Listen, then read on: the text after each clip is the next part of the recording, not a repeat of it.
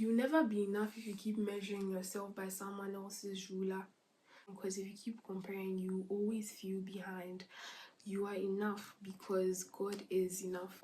Nowadays, it's very easy to fall into the trap of comparison because we live in a world where we see everyone else's life through social media.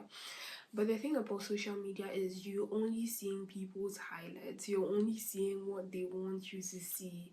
You're only seeing people's settings. And I know you've heard this over and over again, but this is just a reminder to you. If you're doing your best, then you are doing enough. And your enough, your best, won't be someone else's best. No matter how hard you try, there's always going to be someone whose best is better than yours. But then I want to remind us of what Galatians chapter 6 verse 4 says. It says, "But let each one test his own work, and then his reason to boast will be in himself alone and not in his neighbor." So the Bible alludes to the fact that if you do your best, if according to your standards and God's standards you are doing your best and you're maximizing your potential, you will only compare your work to your work and not to anyone else's, and that brings satisfaction. That's how we don't fall into the trap of comparison. Even in Corinthians, the apostle Paul calls the people who are comparing themselves against one another as unwise. It's very natural to fall into the cultural competition of who's the best, who's the smartest, who's the most popular, who is the richest. And these superlatives exist only because of the culture we find ourselves in.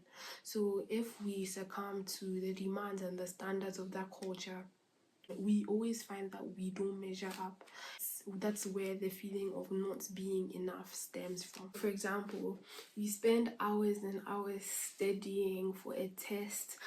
You prepare so hard for the test and you're like, oh my goodness, like you work so hard for the test, and then you hear someone else say after the results are released that, oh, I barely studied and I got an A+. You're human, it's going to hurt. That is the truth. But then that's because we see ourselves being competition with others. But then when we realize like God only expects us to be faithful and not to compare ourselves or to compete with other people, we will be at peace, so much peace. Comparison is the enemy of gratitude. It makes us forget what God has done for us and how far God has brought us. It lets us become fixated on other people's successes and other people's failures.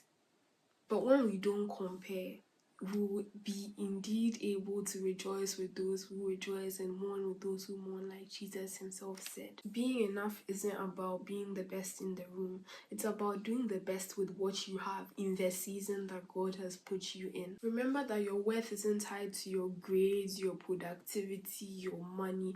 Your worth is in Christ. Once your identity is in Christ, and once you come to terms with that, and once you know that, you will be free from the comparison trap.